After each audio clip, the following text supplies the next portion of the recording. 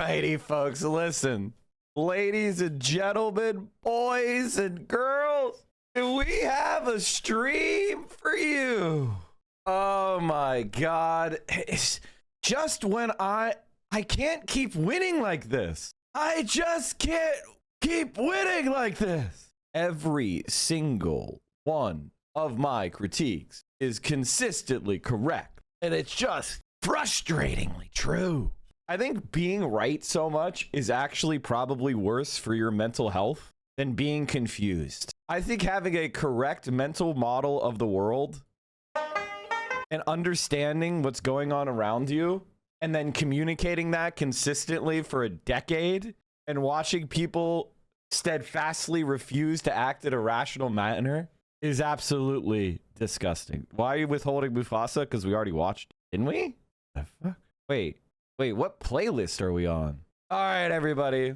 What the fuck? I was on the wrong playlist. Huh? I was in the wrong playlist the whole time? Oh, that's not okay. I'm sorry, chat. I'm so sorry. I Mufasa, you know we finally here, right? It's Friday then, it's Saturday, Sunday, what? It's Friday then, it's Saturday, Sunday, what? It's Friday again, it's Saturday, Sunday.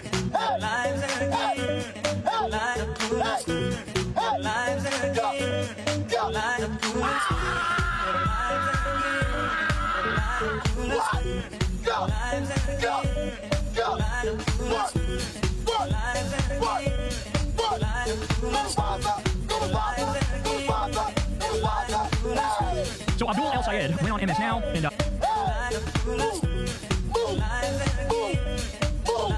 Let's go. What?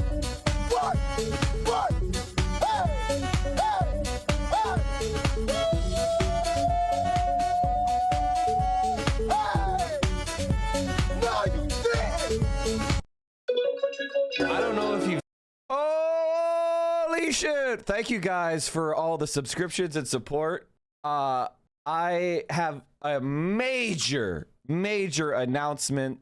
Now, it's a tentative ruling, but legally, a judge does not issue a tentative ruling in side's favor if there's a lot of doubt. Okay? They don't, like, people are fixated on the tentative part, which is the sign they just don't know what the fuck they're talking about.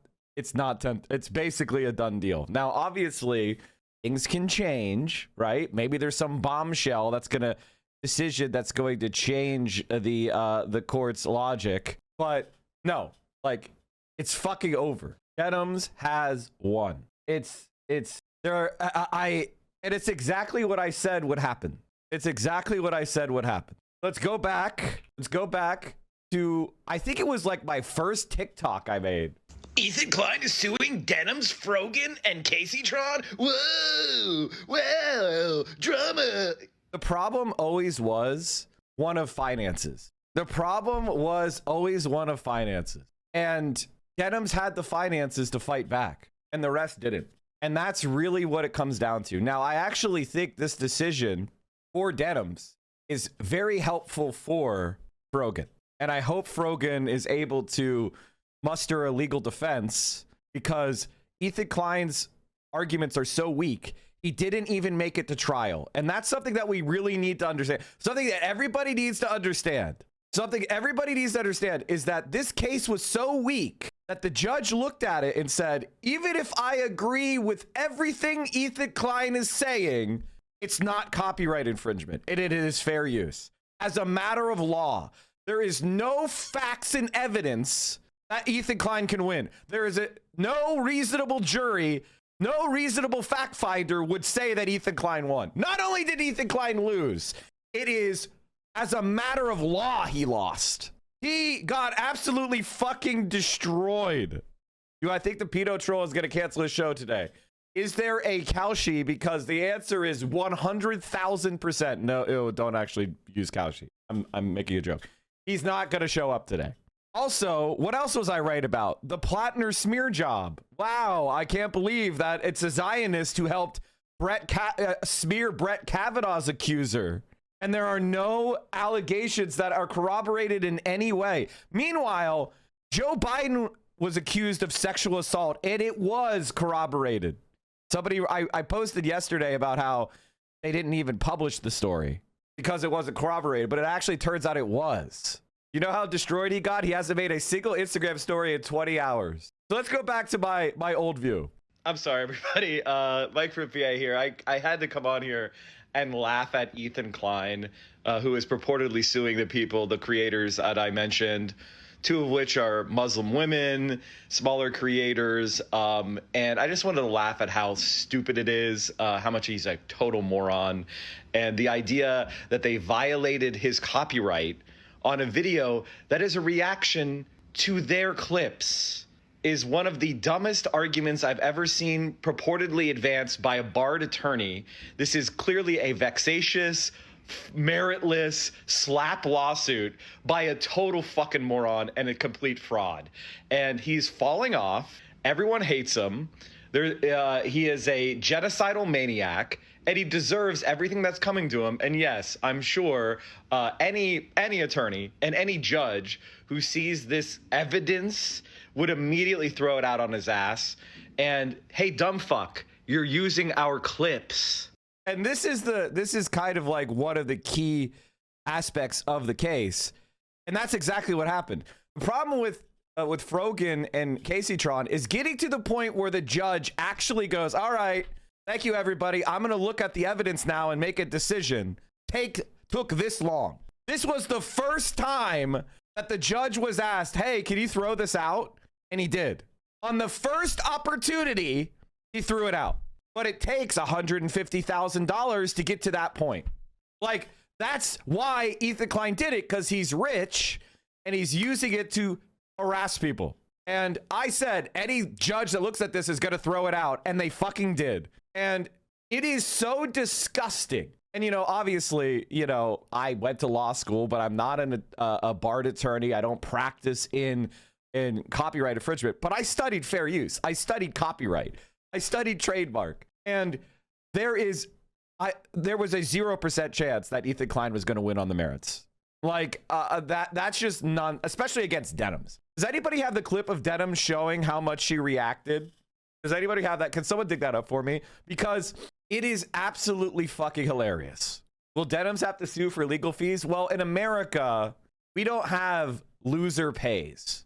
So maybe she'll be able to get it because there's so much evidence of this being vexatious, so much evidence of this being meritless, you know, like him basically saying, I'm going to ruin their life, blah, blah, blah, blah, blah, being completely like inconsistent and hypocritical. The very, very end, I'll give you the conclusion just so we can all laugh. For the foregoing, because 3 of the 4 fair use factors strongly favor defendant, including the most important factor, purpose and character of use, the court concludes that the fair use defense applies as a matter of law. Thus, motion for judgment on the pleadings is granted. Conclusion. For the foregoing reasons, the court grants defendant's motion for judgment on the pleadings. The court orders defendant to prepare and submit a proposed judgment in this matter within 7 days of this order. It is so ordered. Now, the thing is, this is technically not a case where SLAPP applies because SLAPP is against defamation. And this is a copyright infringement lawsuit. So technically, SLAPP has not. Now, theoretically, SLAPP could apply. And there are law professors who argue that SLAPP should also be applied to things like copyright lawsuits as well. However, it's an area of law that hasn't actually been litigated. So if Denims wants to spend hundreds of thousands of dollars more and she wants to go to the appellate courts, she could have made that argument. But she felt like the best thing to do was just win the case. Could Denims make Ethan do an apology? Unlikely. Because, as I said before, he's defending, which is a little bit different. The timing of this is grand during all the Lego shiz because it's effectively the same situation. Big rich idiots throwing money around versus people who can't afford it, even though they're in the right. Oh, absolutely. 100,000%. This is also why I hate our legal system and I'm a fucking socialist. And I have absolutely no respect for anybody who thinks our legal system works. It's fucking garbage and you're stupid. But in this very specific case, because Denims was, and I want to give Denims her flowers, strong enough as a person to carry this on. That is why she won. California is a strong. Yeah, no, you're absolutely right. Ergo demise. Did you not hear me? That's exactly what I said. That's literally exactly what I said. 100%. I said slap is almost always for defamation. Law professors argue it should also apply in some copyright infringement, but it hasn't been litigated yet. So there isn't precedent. I think she would win, personally. I think she would win a slap motion, but I don't think they decided to pursue it. Boy, it's almost like a capitulating these it's actually emboldens them to do more. Oh, it's almost like you can't appease fascists. I must have misheard. I thought you were saying because it was copyright, it doesn't apply. No. I was saying that it probably does apply, but it's not precedent yet.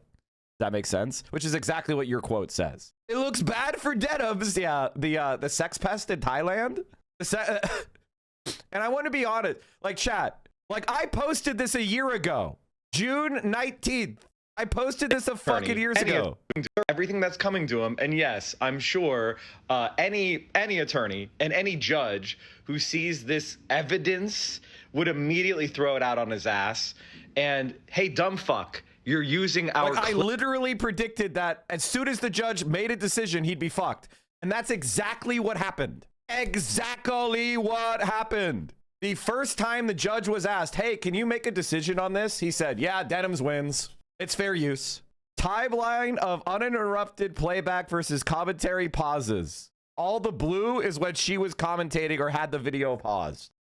Can there be... Okay, so this is a very technical legal thing, but because she had to prevail using an affirmative defense, it's not going to be considered frivolous because of that. You know what I mean? Okay, so like in a trial, I'll give you an example to help teach you guys this. In a trial, you have something called, you have the mens reis and the mens rea and actus reus, okay? And then, so you have elements of a tort or an infringement or a crime or whatever, and that these are like the legal things that you need to find the person did in order to derive the fact that they violated the law, right? And then there's something called active defenses, right? So a good example of this is murder. This is the easiest one because this is the situation where we all are most familiar with an active defense, affirmative defense, right? Which is murder is the unlawful killing with malice aforethought of a human being. All right? That's first degree murder. All right? That is basically what murder is, okay? It is the unlawful killing with malice aforethought of a human being. Okay. Now we understand. Now you break down all those elements, right? Unlawful killing. What does unlawful mean? That means unprivileged. What does unprivileged mean? Because there are certain times that you can kill someone. Sometimes it's lawful to kill someone. You're a soldier in war and they're an opposing soldier and you fight in combat and you kill them. You are a state empowered executioner and you're carrying out the sentence. And the one that we think about the most, which is self-defense. Self-defense is a killing with malice aforethought of a human being. You are actually like, I am trying to kill that guy. I'm going to hide behind this corner and I'm going to shoot this guy. Like that kind of, oh my God, there's a mass shooting. I'm going to grab my gun. Ooh, I'm hiding around the corner. I'm going to ambush the guy who's shooting the kids. That's malice. That's an intentional killing of a human being. But it's privileged, meaning defense of yourself or others, proportional. And so we take down, okay, what is self-defense? So you agree that you committed the crime. Well, you agree that all the elements of the murder are satisfied, but you had that it was actually lawful. It was privileged. And so the burden of proof now goes on you, right? And that right there, because you're using an affirmative defense, it's pretty unlikely that the court is going to find that that the person saying that you violated whatever rule is frivolous. Does that make sense? Because you're basically saying, yes, I did use this copyrighted material, but I had the right to. So the burden of proof shifted really to Denims to prove that she had fair use. And she did so thoroughly that she won as a matter of law. Like no reasonable person could look at this case. This is what the judge is saying. The judge is saying no reasonable person could look at this case and say Denims committed copyright infringement. Not like, he's not just saying, oh, it's, it's more likely than not, or there's, blah, blah, blah. No, he's saying no reasonable person can look at this case and say it was copyright infringement. Did Denims get a judgment that makes future lawsuits from him harder to bring? It's hard to get that done from one case. Again, I think that if he keeps doing this shit, yes. And I think if when Noah wins his case, probably in the same way, probably from a slap motion and judgment on the pleadings, then it's going to be like two harassing law. Then it's like starting to become a pattern, right? Why is Noah's a slap and Denims isn't? Okay, as I said before, Noah's is a slap because it's being averred from defamation, and defamation is very, very, very well established as a basis for a slap lawsuit. Whereas with copyright infringement, there isn't appellate precedent. This is all lawyer shit. This is why I am the best person to review this with. Nobody else knows what the fuck they're talking about. Like literally. Except for, of course, the principal of the case. She knows what she's... I'm going to be sat and when she reviews this. Now, she probably can't talk about it yet because it's a tentative case, right? So they have to go through the hearing. I'm sure Ethan Klein is going to waste everybody's money with a hearing of him losing and blah, blah, blah, blah, blah. And then he's going to cry and whine and maybe he'll even appeal it. But Denims has basically won at the first opportunity to win. This is like Scholar's Mate. That's the legal equivalent of the chess game they just played. Denims just Scholar's Mated this guy. Okay, like that's what happened. 3-move checkmate. That's exactly what happened. It's really not frivolous as Denims had to present an active defense. If she never had used his video at all, that would be slappable. Is that right? No, it might be slappable. God damn it. This is why people get, why lawyers make money. Or no, by the way, you guys can ask me questions. I'm not mad at you. I'm just like, God damn it. This is why lawyers make money. So I'm going to read this to you. Now, it's long, but it's not going to take us that long because some of it is duplicative, right? And we can skip over the background, right? Like almost all of this is in like there's duplications here, right? This is him. This is a judge just kind of describing what's going on. Okay. On June 19th, 2025, plaintiff filed the complaint. On April 17th, 2026, defendant filed the instant motion. An instant motion means the thing we're talking about right now, right? That's what instant motion means. Plaintiff filed its opposition, to which defendant filed her reply. On May 1st, 2026, plaintiff filed its request for judicial notice. After the pleadings are closed, but early enough not to delay trial, a party may move for judgment on the pleadings. This is the Federal Rules of Civil Procedure, Rule 12, subsection C. Rule 12C. Okay? A motion for judgment on the pleadings under Rule 12C is functionally identical to a motion to dismiss under Federal Rules of Civil Procedure, Rule 12, B, subsection B, subsection 6. That's that, okay? You got dumpstered and cumpstered. So basically, what is the motion on the pleadings? Judgment on the pleadings. Again, I'll be repeating myself a lot as people come in. Judgment on the pleadings means no reasonable fact finder, as a matter of law, Denims wins. And it's even funnier than that. Wait till you see how the judge describes it. The principal difference is the time of filing. Dworkin versus Hustler Magazine Incorporated. The same standard applies to motions brought under either rule. Thus, the issue presented by Rule 12C motion is the same as the rule posed in Rule 12B6 motion, whether the factual allegations of the complaint state a plausible claim for relief. So basically what the judge is saying is there even a case here? Like, is there even a case here? Did Denims even do anything wrong? A claim has facial plausibility when the plaintiff pleads factual content that allows the court to draw the reasonable inference that the defendant is liable for the misconduct alleged. In evaluating a motion for judgment on the pleadings, the court must, quote, accept all factual allegations in the complaint as true and construe them in the light most favorable to the non-moving party. What does this mean? This means the judge had to pretend that everything that Ethan Klein said was true and interpret those facts in a way that was most beneficial to Ethan Klein. I'll say that again. The judge assumed that everything Ethan Klein said was true and assumed the facts in a light that would be most favorable to Ethan Klein. And after doing that, he said Ethan Klein's settler lawyer was an incompetent dipshit and Denims wins. Well, he didn't actually say he was incompetent technically, okay? He just brought a really bad case with no proof. Fleming v. Pickard, See Hal Roach Studios, etc., etc. A bunch of citations of other cases where they showed how the motion for judgment on the pleadings works. Okay? For purposes of the motion, the allegations of the non-moving party must be accepted as true, while the allegations of the moving party, which have been denied, are assumed to be false. Judgment on the pleadings is proper when the moving party clearly establishes on the face of the pleadings that no material issue of fact remains to be resolved and that it is entitled to a judgment as a matter of law. So in other words, Ethan Klein has admitted so many things that he auto loses. That is what the judge said. Okay, there's a very long footnote. Defendant moves for the judgment on the pleadings as to the plaintiff's first claim for relief for direct copyright infringement as to the nuke based on the second affirmative defense of fair use, as pled in the defendant's answer. The fair use doctrine is a, quote, equitable rule of reason that permits courts to avoid rigid application of the copyright statute when, on occasion, it would stifle the very creativity which the law is designed to foster. The fair use of a copyrighted work for purposes such as criticism, comment, news reporting, teaching, scholarship, or research is not an infringement of copyright. This is actually an amazingly positive decision.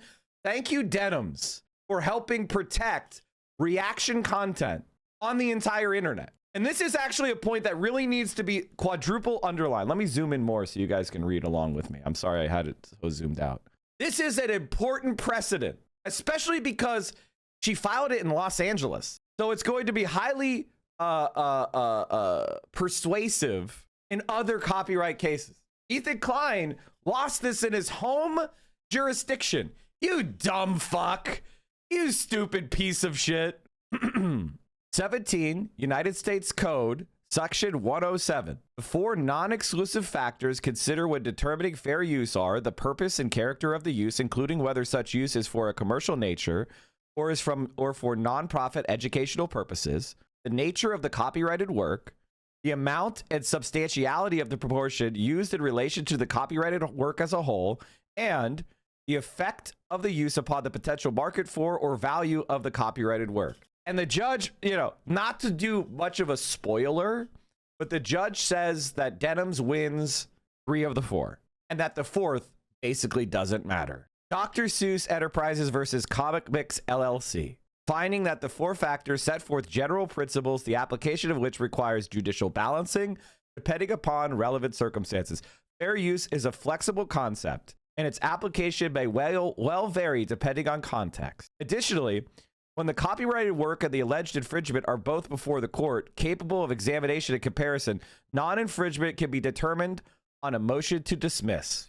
So this is the most important thing. And I want to give a round of applause to Denims lawyers for making the perfect moves every step of the way. I mean, I really don't know what to say.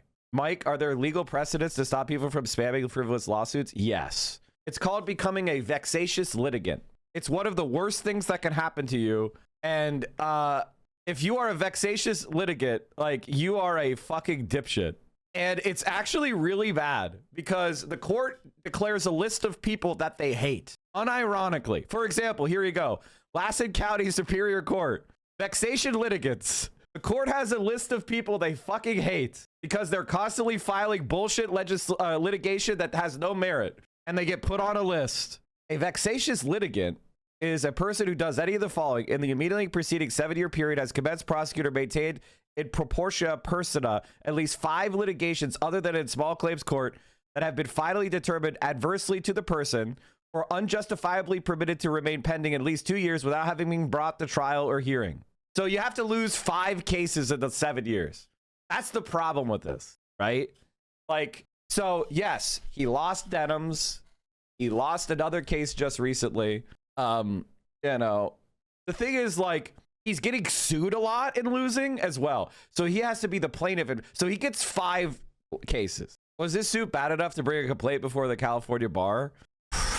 Probably not, because it required an affirmative defense. But again, I'm not saying that she shouldn't listen. Whatever. I am not the attorney here. I am not a barred attorney in California. So what I'm trying to say is, I think it's unlikely that the attorney will receive sanctions, but pretty much I wouldn't be surprised if the court ordered that Ethan pay for her lawsuit. Purpose and character of the use. 1.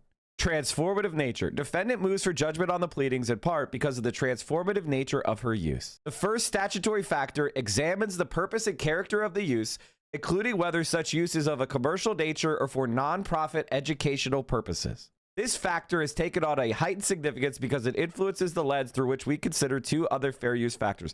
Now, there's something else you guys should know. I believe that there's going to be another hearing soon, like literally very soon, to make this tentative decision permanent. Now, obviously, if you're in this litigation, you're not going to say anything until that comes down.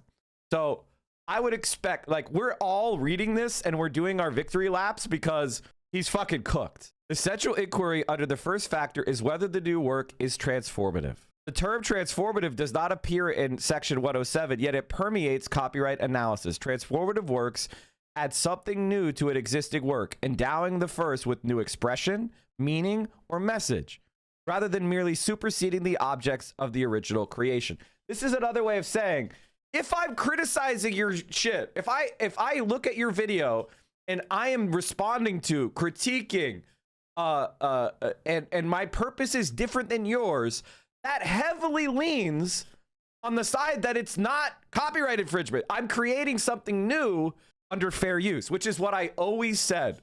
I've always said this from day one, that there is absolutely no fucking way that you could reasonably look at this case and go, yeah, Denims, guys, Denims, she's stealing Ethan Klein's work. No.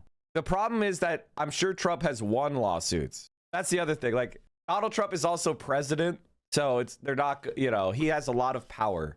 Legal realism, chat. Legal realism. The court in Campbell held that the central purpose of this investigation is to see whether the new work merely supersedes the object of the original creation or instead adds something new with a further purpose or different character, altering the first with new expression, meaning, or message. It asks, in other words, whether and to what extent the new work is transformative.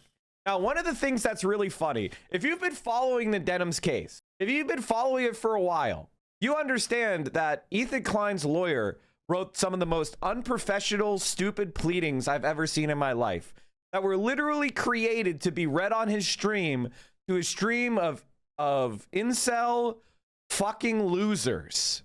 And it was full of like memes and like insults against his enemies. Now, I want you to know, chat, that is why he's gonna lose. Ethan Klein's gonna lose because of that. Ethan Klein lost the case because of his unprofessional statements. And we're going to point that out here in a minute. In contrast, commentary that has no critical bearing on the substance or style of the original composition, which the alleged infringer merely uses to get attention or avoid the drudgery in working up something fresh, the claim to fairness in borrowing from another's work diminishes accordingly. The court deems defendant's use as transformative. Bingo, bango, boom. This is why I'm very confident that there's not going to be a sudden reversal in the hearing. The court says Denims transformed the nuke. It's not infringement. She fucking won. Throughout the live stream, defendant provides commentary pertaining to criticism of the nuke. And this, ladies and gentlemen, is why it's transformative. Now, is there anybody who is like in the snark community or H3 not H3 leftovers or Destiny's community? Or is there anybody who is confused so far? Is there anybody here who thought that Denims was gonna lose? I want to draw you guys out. Now, most of these cowards don't bother coming in, right? They don't come into my stream because they're scared. I want you to understand that when I saw this lawsuit, I laughed, and I went to dinner with Denims, and I was like, "You're gonna win, but it's going to cost you a really long time, a lot of money. And I am so sorry. I am so sorry that this is going to happen to you. You're going to win. Don't ever concede." And when she raised money, we tried to help her raise money. And now I'm not going to take any credit for this. This is all Denims. This is all fucking Denims. None of this is my doing. Like honestly, I should have done more, to be honest with you. We all should have done more for her. But whenever I could, I want you to know that the confidence that she had, because she was clearly in the right, was insane. and the way that she maintained her fucking bearing throughout all of this, and she kept laughing, bro, that was impressive. There's no doubt about it. Do you think Denims will give any of the proceeds to Frogan so she could appeal to her default? Well, I don't know if there's going to be proceeds. I loved all the losers who went into her stream to post, how's the lawsuit going, LOL? Well, they got their answer. Yeah, she won. Someone like XQC or Asmongold could end up with an opinion that's like way more broad. Oh, wait, and this couldn't? I suppose, but I think there's less risk in this situation, though, right? Wouldn't you say? Why? Because of the particular egregious nature of their malice. Okay, I want you to understand something here. Now, Hutch is very stupid, and this is why you are not allowed to you're not allowed to practice law without passing the bar, right? Hutch is very stupid. Malice is not a factor in the fair use calculation. We just read the 4 factors. There was no malice because guess what? Malice is your right. You have the right to have malice. You have the right to say, fuck this video. Don't watch this movie. Don't listen to this song. Don't watch this creator. You're allowed. That's your God-given right. And I'm going to say it right now. Don't watch Hutch. Use my stream as a replacement of Hutch because he's stupid and he's never right. He's fucking stupid. And nobody, absolutely nobody, should watch this dipshit because he can't get anything right. You see? That's my right. It's criticism. It's critique. Now, there is a malice factor after infringement has been established. If you openly and willfully infringe the copyright, like say that I stole a CD and I burned it 1,000 times and I sold it out on the street. I sold copies of your fucking album out on the street. And somebody came to me and said, bro, and I came to you and I said, hey, you're stealing my album. You can't do this. And I said, fuck you. I'm going to keep stealing your shit. Then that would be malice, right? But the malice is not in the commentary, you dumbass. God damn. How are they so fucking stupid? How are they so fucking stupid? The First Amendment gives me the right to criticize you and insult you and call you dumb. And in my critique of your work, whether it's an article, whether it's a video, whether it's a stream, I get to say nobody should watch that dumb shit. That's my God-given right, you brain-damaged bald fuck. You're stupid. No, but that's not an element in the fair use analysis or in the test for infringement. Whoever is talking right now is 100% correct. And there was never any doubt. Never. The only question is, will the court determine, the only thing people were worried about was that she watched the whole thing. And that because she used the entire video, they might say that, well, she replicated the whole thing. That was the only area we were a little concerned about, is she was so thorough in her debunking that maybe the stupid judge would be like, she copied the whole thing, and that's not blah, blah, blah. That's like the extent of the copying is too big. That was the only factor we were a little bit squirrely about. But thankfully, the judge is like, no, that makes perfect sense. Of course you're going to refute the whole thing. You paused so much, you completely transformed it. Yeah, that's actually good of you to do that. And I would never want to make some sort of arbitrary rule about you using the whole thing. That's stupid. Thank God. You know, intentional siphoning is not an element, right? I could intend to siphon money from you, but give a fair use work, right? I could say, I really want to steal from Hutch, and I'm going to do this. But it turns out that my work is fair use, right? Someone like X. And by the way, Hutch is professionally wrong. Ethan throws shots at Pisco after he criticized his lawsuits. Pisco LARPs as an attorney when he's about as qualified as Mike from PA. Yeah, it turns out that was true. Now, I'm blocked by these people because they can't handle debating me. That's the thing about these guys. They all say like, oh my God, Mike, he's so stupid. But then they all hide from me. God, these people are stupid. All right, let's go back to the case. Now, that's why this case is so important, because I want you to understand that I was right, as I always am. Like, I'm sorry. And by the way, I'm not always right. The thing is, the reason why it seems like I'm so right all the time is I don't talk out of my fucking ass. I don't talk out of my fucking ass. Do you understand the difference between me and like not all these morons? If Hutch's interpretation of malice was actually co-signed into law, that would apply to their own content, all of it. But it doesn't matter. He's stupid. So happy to donate to this pro-terrorist Twitch streamer. I'm glad it's going to a good cause, aka Ethan's pocket when he drags you in court. Ethan Klein has done more to improve Twitch than the owners and management of Twitch. Stop seeking attention online. How can you take this money in good conscience? Settle. She won, you dumb fuck. That's how. Thanks for the money. Yoink. Thanks for helping fund the victory. Yoink. Yoink. Defendant contends that the nuke resembles a high school project or a middle school project. Oh my God, dude. The judge hates Ethan Klein so fucking much. Oh my God. The judge hated Ethan Klein so fucking much. He didn't have to put this in. This was just him insulting him. During the subject live stream, defendant complains about the documentary's editing and that the video treats the audience as morons and is attempting to trick them. The complainant further states that she frequently makes comments that are later contradicted by the nuke itself. Notably, the fair use inquiry does not ask whether the criticism or parody of the copyrighted work is just or accurate or mean-spirited, but simply whether the use is of the kind that copyright is designed to protect. See Weinberg versus Dirty World LLC. This was another case. So again, this is why Hutch is fucking stupid and inferior of a thing. Hutch, you are stupid. Everything you say is always wrong. You're always fucking wrong. How the fuck is he so... It's almost supernatural. It's creepy how Hutch is capable of always being wrong. Like, you would think that he would be right occasionally. He has never been right. It's actually insane. I mean, like, it's almost supernatural. Finding fair use where copyrighted image of a model was posted on a website with comments underneath it, including every time I saw her, I thought she is super ugly and awkward looking, and wondering how the model could get married to that rich guy and be a model. So in other words, someone successfully argued that it was fair use to take a model's picture and call her ugly. That's crazy. If you want to understand how much Ethan Klein's argument is stupid as fuck. Defendant offers other criticism of the subject documentary during her live stream. Following one of the documentary creators' criticism of Piker's apologia of China's genocide of the Uyghurs, defendant comments on the treatment of Uyghurs. So much of American media is focused on pointing out how evil China is. There's a typo there. Stating that disabled Americans lose disability benefits when they get married, and that incarceration levels in the United States. Additionally, during the live stream, defendant challenges Klein's perception of Piker's sentiments regarding the interaction between imports and the fleeing of Jewish people from Israel.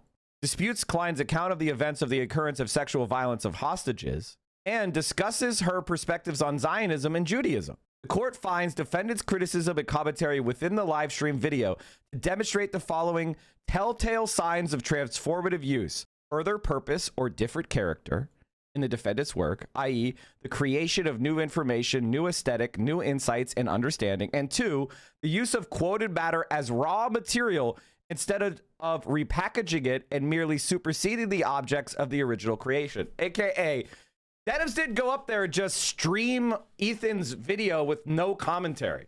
That would be repackaging, right? She would have taken it from YouTube and moved it on Twitch and then taken the money. That would be infringing. You have to actually transform it in some way. Well, that's kind of what the judge is saying there. The main defense is basically the nuke is anti-Assad and Denims' reaction was pro-Assad. Unironically, yes, that's fair use of that's exactly right. Thank God that that's allowed. Obviously, that's allowed. Thank God that's allowed. Can you imagine where if a politician published an op-ed in the New York Times, you weren't allowed to read the op-ed and criticize what the politician said? And then they could sue you for copyright because you read their article and criticized it? Would the First Amendment exist? That's what Ethan Klein's theory is. You're not allowed to look at my thing and criticize it.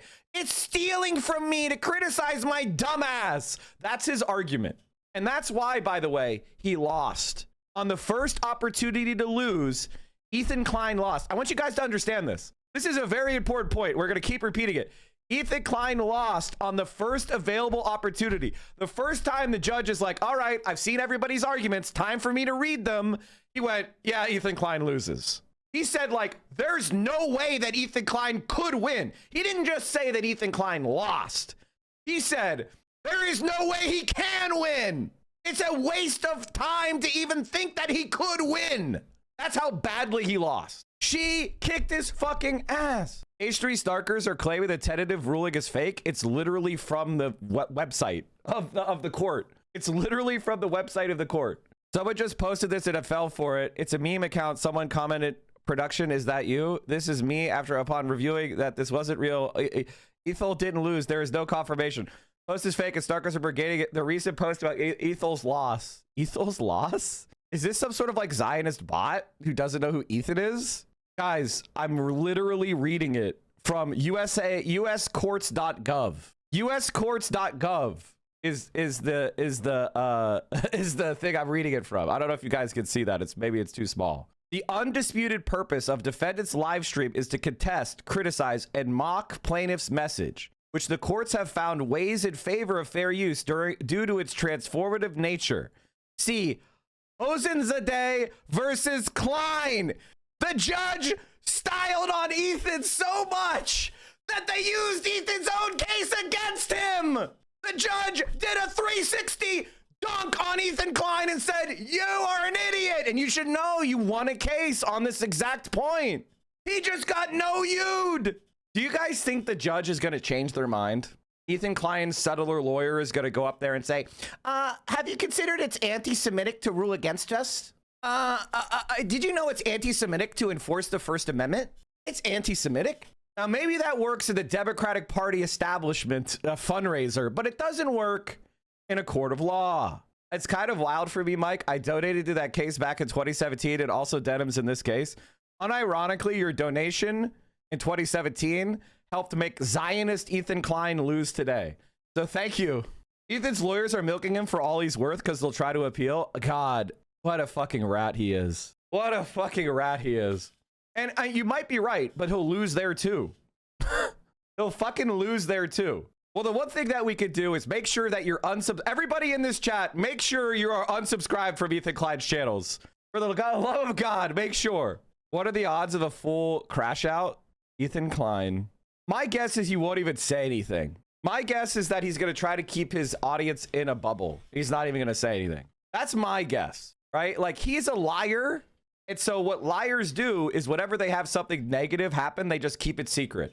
My guess is he'll just stop talking about it. And Ozenzadeh versus Klein, finding that the first factor weighed in defendant's favor as the defendant's reaction video was quintessential criticism and comment.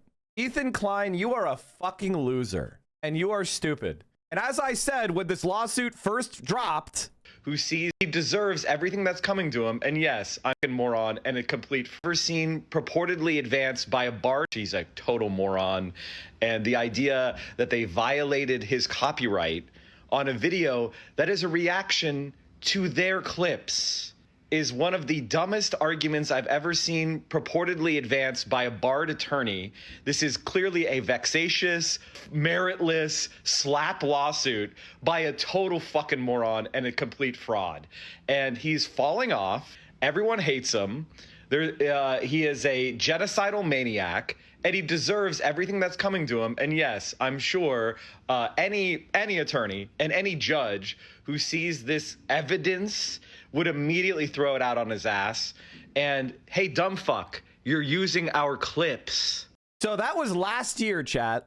June 19th, just short of 1 year ago, I predicted that any judge will see this, will throw it out on its ass. And that's exactly what happened. And the judge used Ethan Klein's own lawsuit to do it. I have read, when I went to law school, I read literally thousands of court cases. I think this is the first time I've read a court case where somebody lost and the judge cited their own case. I mean, maybe there's some ones with like politicians. I don't think I've ever seen a private decision where the judge said, your own case proves you're an idiot. I mean, this is like utter humiliation. There's no, losing this bad is insane. Equals 3 LLC versus Junkin Media Incorporated, finding transformative use where hosts reacted to and commented on original videos. The facts here closely align with those in Stebbins v. Alphabet. In Stebbins, the court found that subject live streams to be highly transformative works because the live streams involve the viewing of the subject video for seconds at a time before pausing to respond and critique the subject video. Which, ladies and gentlemen, that's exactly what happened here. Like, look at how much Denims reacted. Look how much Denims reacted. These guys fucking idiots. She gave 7,882 seconds of commentary for 6,204 seconds of the video. In other words, her commentary was longer than Ethan's. Honestly, it's kind of a joke in our community just how much these reactors fucking pause. Like, people get mad that we pause so much. They're like, just watch the fucking video already. The subject video created by the plaintiff provided the plaintiff's analysis and opinions regarding a video game. The live streams, however, provided commentary on the subject video as well as several additional hours regarding other videos produced by the plaintiff and his comments thereon. The relevant live stream and Stebbins paused and commented on plaintiff's retrospective with the purpose of reviewing or mocking the video. This criticism is at the heart of the fair use doctrine, and it would lose meaning without reproduction of plaintiff's video. In other words, this is definitionally fair use. This is at its basis fair use. The Andy Warhol Foundation for the Visual Arts versus Goldsmith noted commentary or criticism that targets an original work may have a compelling reason to conjure up the original by borrowing from it. As in Stebbins, defendant's live stream provided commentary on the nuke and sharp criticism of the claims made within the documentary. Throughout the live stream, defendant often paused the nuke to offer spontaneous reactions, engage with her audience through a live chat, and provided real-time commentary interspersed with tangential discussions. AKA, the judge is like, this is nowhere near copyright infringement. Anyone who thinks it is a fucking moron. Further, the courts have recognized that the differences in viewing experiences and uses weigh in favor of a finding of fair use. See Religious Technology Center versus Netcom Online Communication Services. Because defendants' use of copyrighted materials served a completely different function than that of the plaintiffs, the first factor weighs in the defendant's favor. The difference in viewing experience here is undisputed. Indeed, plaintiff states, and again, if you're not a lawyer or you never went to law school, what you're about to see is the judge saying, you guys are so incompetent and so stupid that you admitted everything Denims needed to win in your arguments. Again, the judge is basically saying Ethan Klein's lawyer is a moron. This is the polite way of a lawyer saying to another lawyer, you're a fucking idiot. Indeed, whenever you see Indeed come out, oh no, oh no. That's like getting a red mark on a test, like a big red X over your essay.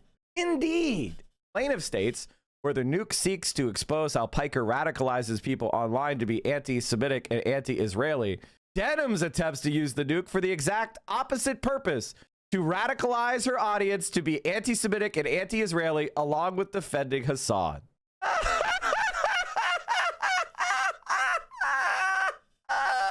Oh my God, this is so good. Oh man, this almost makes the hundreds of thousands of dollars I paid to go to law school worth it. In opposition, plaintiff presents unsuccessful arguments. Oh my God. Oh my God, dude, can you be nice? I'm starting to feel bad for Ethan's lawyer. The judge is like, you admitted to everything she needed and you're kind of dumb. Oh man. Oh.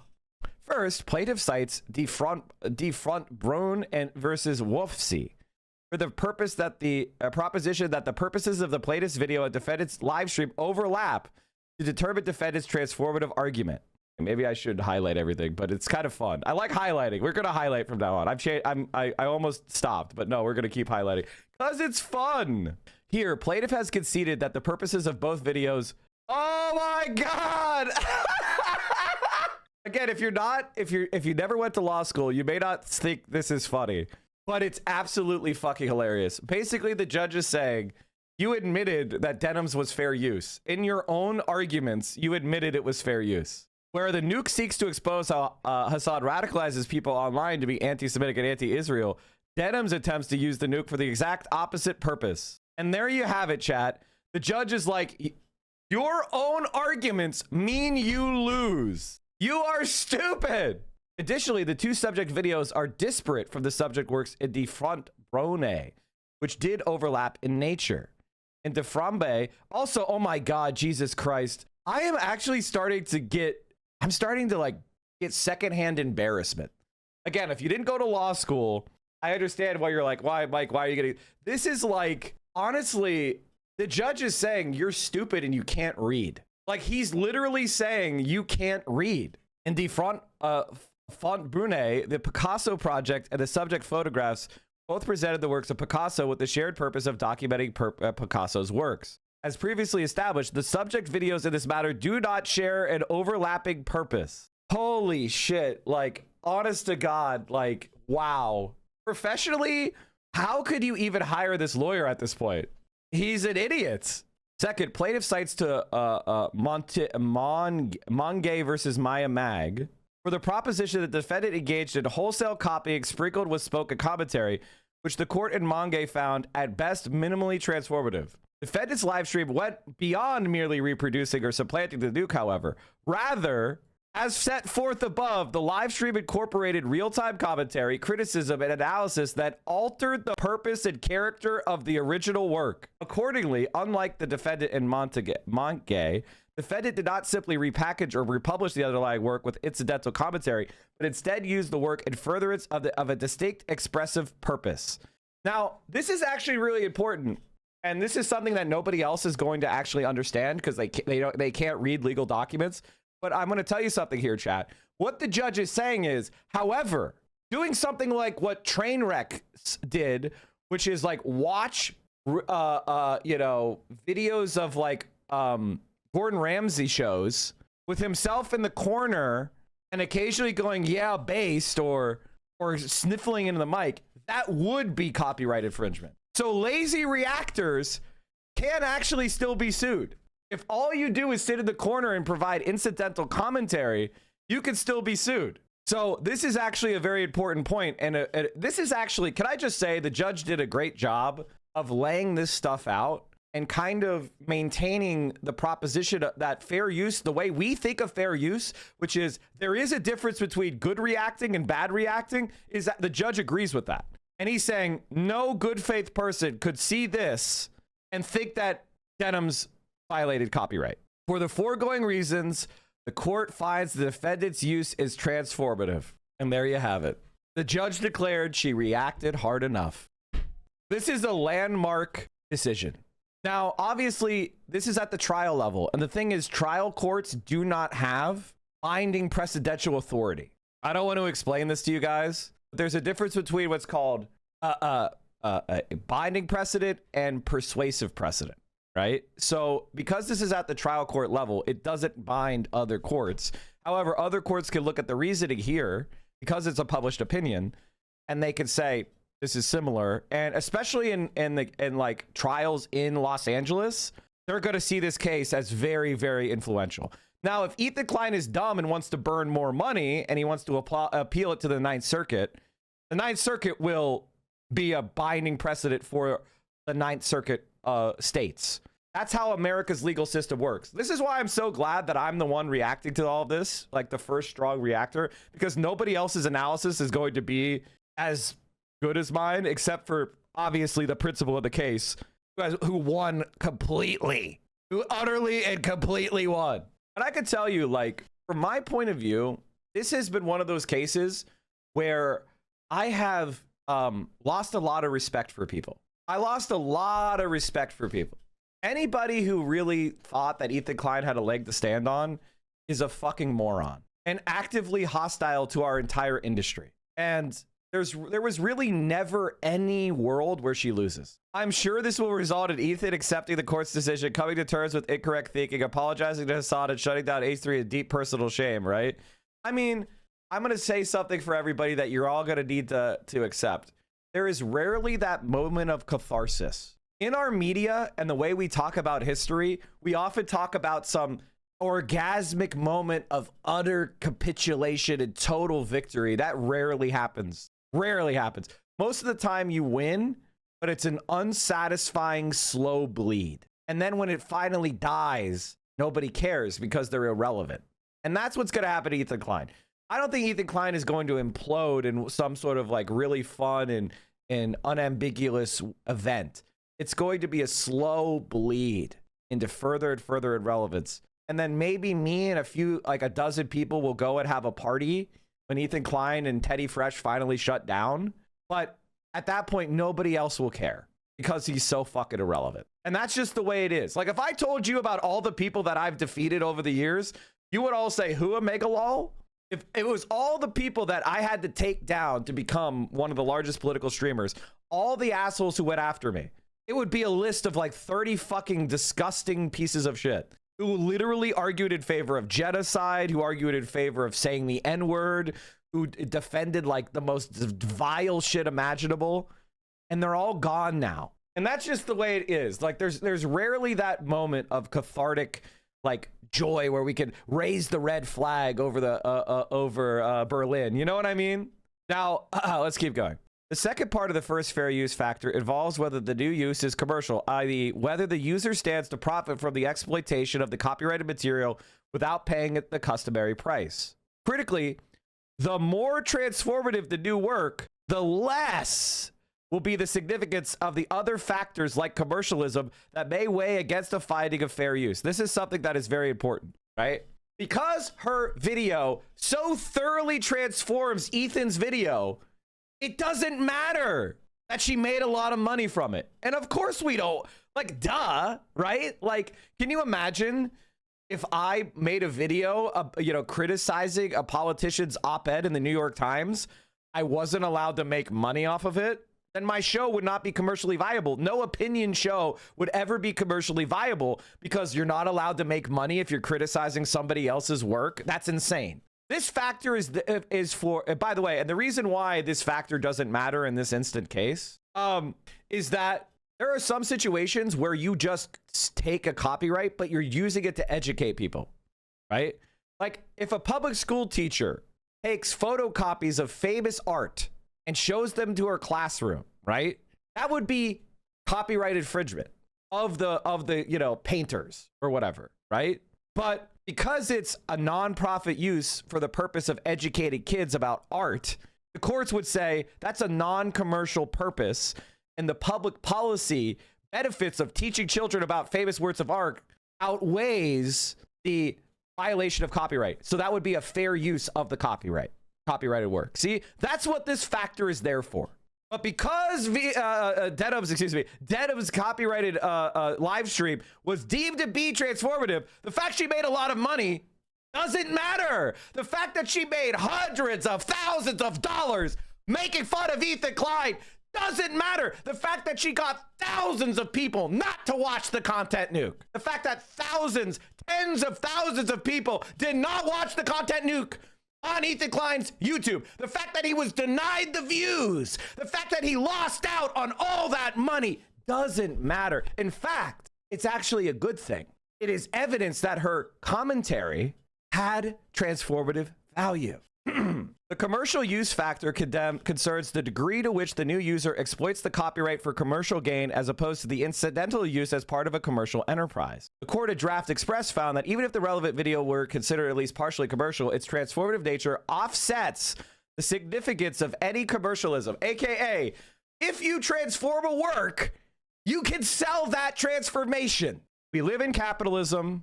We don't want to stifle creativity. Preventing people from making derivative or other versions or commentary critique videos would harm art, would harm discourse, would harm our freedom. The court finds that Ethan Klein's theory is so abhorrently ridiculous on its face that it would harm our freedom. He's a fucking loser, and he could not have lost more. I was gifted a Teddy Fresh hoodie back in 2020 or so before we knew they were genocidal. I'm going to sew a free Palestine patch of the new Teddy logo, similar to rehousing thrifted guitar pedal circuit boards into BLM enclosure after learning the builder is a racist dipshit. Yes, no, absolutely. You should rip off every Teddy Fresh label and sew on a new one. You should say the original sweater supported Israel. This one supports Palestine. You should make a transformative message. Because every time you buy some Teddy Fresh, you are implicitly supporting Israel. True. Many common fair uses are indisputably commercial. Here, defendant contends that her use was not sufficiently commercial to outweigh the transformative. As defendant is a live streamer, she is eligible to receive subscriptions, donations, and advertising revenue during her Twitch broadcast, regardless of the content nature of her use.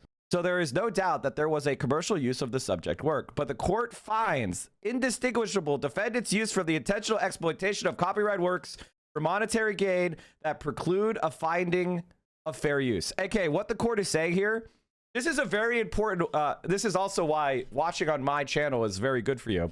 Distinguishable is one of the most important words in legal reasoning. Whenever you see the word distinguishable from a judge or a lawyer, double underline circle that word, because it tells you one of the most important ideas is coming up. All right.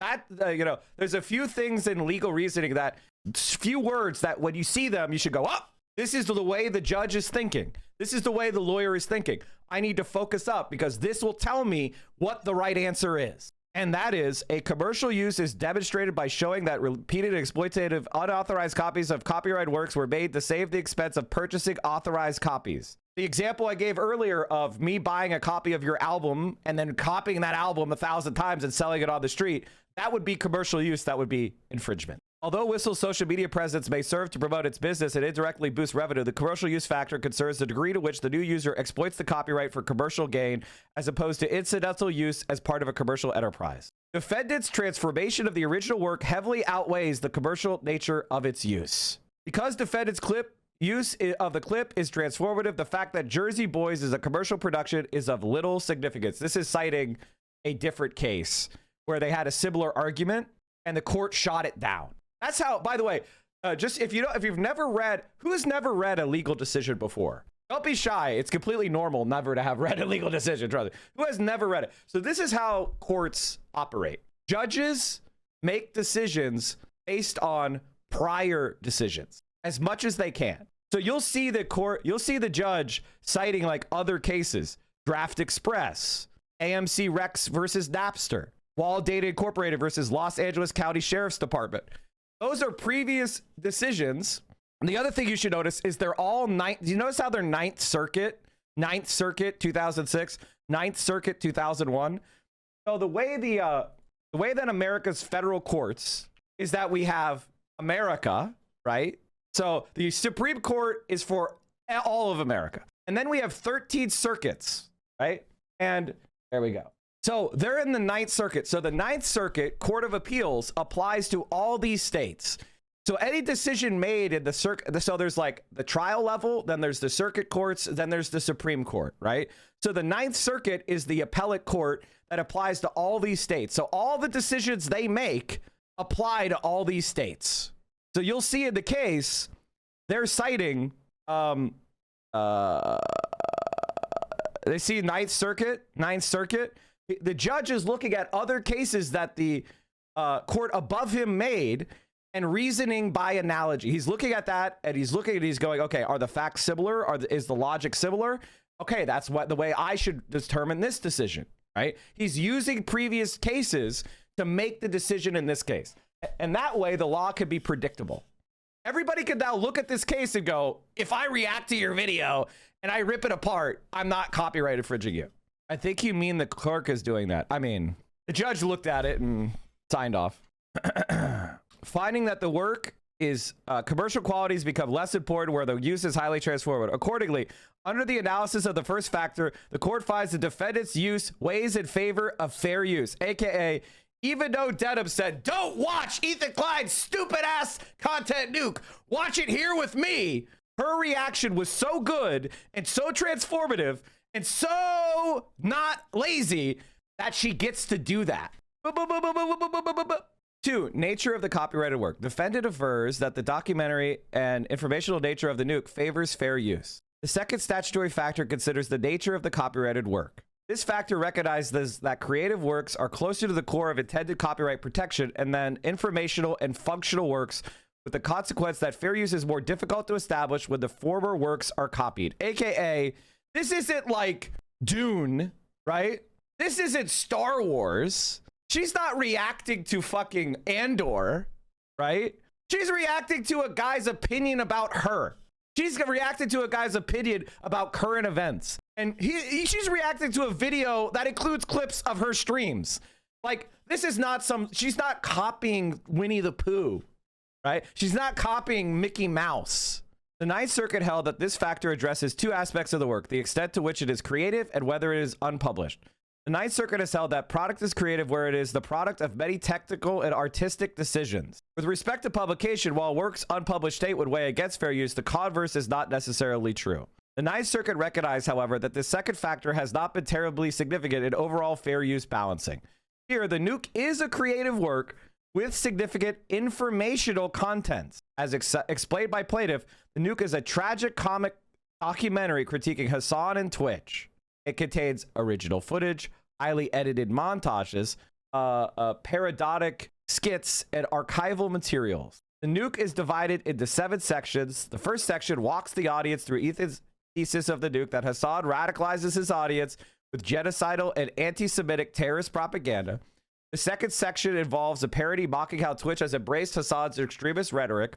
The third section focuses on how Piker allegedly radicalizes his audience by glorifying and disseminating Houthi propaganda. Additionally, the fourth section focuses on Piker's interaction with Hezbollah propaganda. The fifth section focuses on Piker's interaction with Hamas propaganda. And the sixth section explores Twitch's alleged role in enabling Piker to violate Twitch's community guidelines. And the final section, Klein summarizes the 2 motivations for making the nuke, which are to stop Hassan's infiltration of mainstream media and, quote, to hold Twitch accountable for enabling anti-Semitic and anti-Israel animus on the platform. Wow, guys, we got to stop the anti-Israel animus during a genocide. Am I right? Accordingly, the court finds that the nature of the subject work weighs against a finding of fair use. As said above, however, this factor alone is not terribly significant in the overall fair use balancing. AKA, the court was like, this is not a creative work about your own private life. It's not Lord of the Rings. It's not Mickey Mouse. It's not some sort of like fictional fantasy world that we're ripping off, right? This is an informational documentary argument. The skits are a minor factor to the informational content, but ultimately this doesn't matter that much. So another L for Ethan Klein. The amount and substantiality of the portion in relation to the copyrighted work as a whole. Okay, this is the one situation where we were a little nervous, but I thought that this wouldn't matter. And the reason why I thought this wouldn't matter is because of the nature of the work, right? Like if somebody like makes a video about me and I refute every single point in the video, that should not cause me to suddenly then become copyright infringed. I was just being thorough and making sure that every single point in the video got a response. That is discourse. So I never thought that this would be, this would matter, but you know, you never know. Anytime you put a decision before anybody else, they could have some dumbass thought and then fixate on it. And then since they're in power, you're fucked. But ultimately, it wasn't that important. Do you think Ethan knew he would lose if the case advanced? Yes. There's a reason why Ethan picked the people he picked. He thought they would be too broke to be able to afford the lawsuits. How did he know that? Because he did a fair use copyright case and it was very expensive. And the only reason he was able to afford it is because he was able to go viral on Reddit and raise a bunch of money. So he knew how much it would cost. And he knew that these people were going to be dogpiled by a bunch of Zionists and conservatives. And so it would be hard for them to raise the money. He underestimated Denims. She was able to raise the money. Her audience grew because of this. Like Ethan Klein basically made Denims a successful streamer. Like she was bordering on successful before this, but after Ethan Klein attacked her, he literally made her a very successful content creator. Like in the sense of defeating him in the marketplace of ideas. A lot more people became aware of Denims and a lot more people started watching Denims, which is something that I tweeted. And people, by the way, this is crazy, but Hoscord got mad at me for pointing that out. Can you guys believe that? Hoscord people got mad at me for pointing this out. They were like, you're exploiting, you guys are exploiting Ethan, you know, you're exploiting the victims. And I was like, no, I was just pointing out that he's a fucking loser. Like, what the fuck? Let me see if I can find it. What did I say? In his attempts to attack Denims, Ethan Klein has doubled the size of her already really successful stream. Meanwhile, he's down 60,000 subscribers on his main channel. Guess we'll have to watch him hyperfixate and flail. This week, more 8-year-old Destiny clips. People like got mad at me for pointing out that all I was doing. Thank you, Ethan Klein. I'm rapidly becoming one of the largest streamers on Twitch. I was taunting Ethan Klein, guys. People were like, oh my God, I can't believe you're exploiting it. I'm like, I'm taunting Ethan Klein, our enemy. Like, why is that a bad thing? It's fucking weird. And the answer is they're parasocial for other streamers. And so they're mad that I was growing or Denims was growing instead of their favorite cozy streamer, which is fucking weird. Like, why do you have to be like that? Did you graduate law school and decide being a lawyer wasn't for you? What happened is after I finished law school, I during studying for the bar, my grandfather died, and my grandmother had dementia, and she was down in Florida alone, and she wasn't able to care for herself. So I had to basically take over her estate, move her up to Pennsylvania, get her moved into a like nursing home, handle all that shit, and ultimately kind of put my life on hold, right? And I eventually got her into a county nursing home. In Pennsylvania, we have state-owned nursing homes, and some counties have privatized if they were neoliberal Democrats. But in a lot of like strong Democratic counties, they have state-owned nursing homes that are like 5 stars. So if you're a Pennsylvania resident, you could go in these 5-star nursing homes, and it's like partially paid for by the government, right? So it's a way of like keeping people from becoming homeless that are like old. So I was able to get my grandmother into those, but she had to like, you know, get her money in order. I had to liquidate all of her like assets. I had to get like her, you know, qualified for Medicare and then eventually Medicaid and then get her into that home. So in that period, I got recruited. So I moved back home where my folks live. And during that period, the local Democratic Party recruited me to run for state legislature. So I, because of my experience with like the county and the local politics, and like there was a big push among Republicans and conservative Democrats to privatize the nursing home that my own family was depending upon, I entered politics. And that was one of my main reasons for entering politics, was fighting back against those privatization efforts. And then I was in politics and I was just passionate about it, and I just kept doing it. And, you know, I was very disillusioned from law. Like, I don't like the legal system in America is really about serving the rich. Like, and it's bad. Like, our legal system sucks. So, you know, I decided to go into politics, and the rest is history. Where else? Oh, the third statutory factor asks whether the amount and substantiality of the portion used in relation to the copyright work as a whole factors fair use. The third factor looks to the quantitative amount and qualitative value of the original work used in relation to the justification for that use. AKA, all right, Denims watched the entire nuke. How fair was that? You said everything the judge was citing was Ninth Circuit. I didn't say everything. I said he was citing the Ninth Circuit. I said there was binding precedent. That's the Ninth Circuit. And there is persuasive authority, which is other courts that are not in the direct line of the court you're in can be persuasive authority, but the judge doesn't have to agree.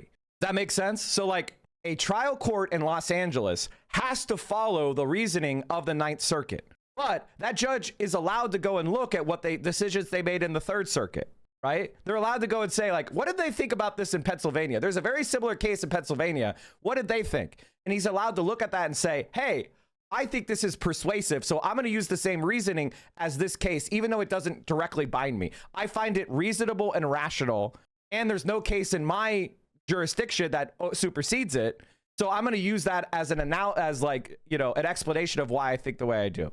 That's called persuasive authority, right? There's binding precedent and there's persuasive authority. Does that make sense? Is everybody up on the same page? Does anybody have questions about how this kind of stuff works? So when they used the case in New York for Ethan Klein, they were using that as persuasive authority. They were saying another trial court had a case with similar questions, and I find their answer to be a good idea, and I'm going to use it, even though I don't have to. Is the Texas Crazy Court the Fifth Circuit Court of Appeals that goes hog wild with decisions? Yes. How would arresting Netanyahu for an ICC warrant work? It's called universal jurisdiction for crimes against humanity. So basically, any lawful authority could arrest a war criminal. Any lawful authority could arrest a war criminal and transport them to the International Criminal Court. Crimes against prescribed under the universal jurisdiction are considered crimes against all, too serious to tolerate jurisdictional arbitrage. The concept of universal jurisdiction is therefore closely linked to the idea that some international norms are erga omnes, or owed to the entire world community, as well as the concept of jus cognens, that certain international law obligations are binding on all states. So in other words, when you are a disgusting genocidal war criminal, everyone has the right to arrest you. Which, doesn't that make sense? Like, doesn't that make sense? Like, yeah, I hope that's true. Oh, and by the way, chat, they cited Ethan Klein's case again. Hosen Zendaya is Ethan Klein. Every time you see Hosen Zendaya, that's Klein's case. So they're citing his case again. Noting the third factor considers the proportion of the copyright work used and then how well tailored that use was to the allegedly infringing work's proper purpose, no matter how large or long the allegedly infringing work is. The law is clear, however, that quantity alone is not determinative. So the fact that Denims reviewed the entire nuke does not make a copyright infringement if her work is transformative, which you've already determined that it was. Husan Zadeh, thank you. Husan Zadeh, is that right? Husan Zadeh? Okay, thank you. Are we going to talk about the fact that the US and Israeli militaries are now merged? Yes, of course. Ladies and gentlemen, listen. This is not just drama. If you've watched my stream for a long time, you know I don't just cover drama. This is literally the legal justification for my entire show. If this case had gone a different way, my show might not be able to exist. Ethan Klein is attacking my friends. Multiple of my friends and acquaintances and comrades are being attacked by this man. This is not just drama. This is fucking law. This is the justification for my entire show. And now we have a decision that says that my show is legal. Thank God, right? Ethan Klein was attacking every single content creator from on down. Democracy Now!, Majority Report, Hassad's show, fuck, even Asmongold's show, even XQC show, my show, Denims show, every content creator you know that does commentary, even the ones we fucking hate, was at risk because of this lawsuit. That was poorly worded. Oh no, I was just making an argument so everybody understands that there, like, listen, there is drama slop, right? Like, drama slop exists. You know, going over someone's sex life and just talking about that would be drama slop. I don't really do that. I only talk about this. I try to take these like internet discourses and make them about something more important. But I also understand how the internet works, right? Like, people are interested in personalities. So I don't fight back against that, right? Like, I'm not trying to transform human nature as a fucking hermit here. I'm trying to change the world with the people that we have. You go to war with the army you have, you know? And every time somebody starts crying about how the world isn't operating the way they want it and they're doing nothing to change it, I consider that to be stupid. Can we take a moment to thank Ethan Klein? That's what I do. I'm so ready for it to be over, to be honest. Ethan is boring. The reason it's happening is that it is spring of an odd year, which tends to be a slow period for politics. True. Oh, God. Look at all the Ethan Klein posts of mine. Oh, God. I milked the fuck out of this guy, didn't I? Oh, this is what... Okay, this is the post that Hoscord was so mad at me for.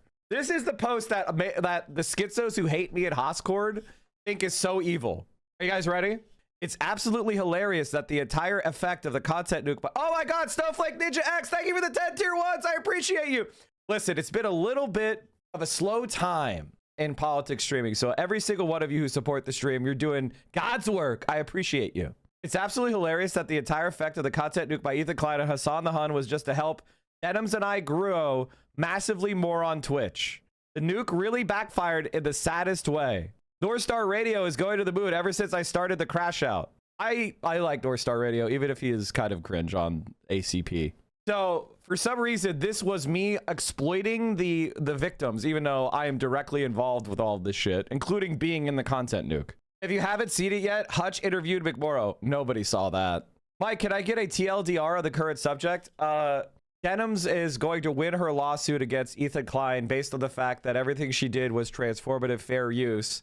And the judge was using Ethan Klein's own cases to mog him, and basically, in the most polite, lawyerly way possible, called his lawyer an idiot, who basically admitted everything Denims needed in their own case. And basically, the judge is, on the first available opportunity, declaring that Denims wins as a matter of law, and that no reasonable person could think that Ethan won.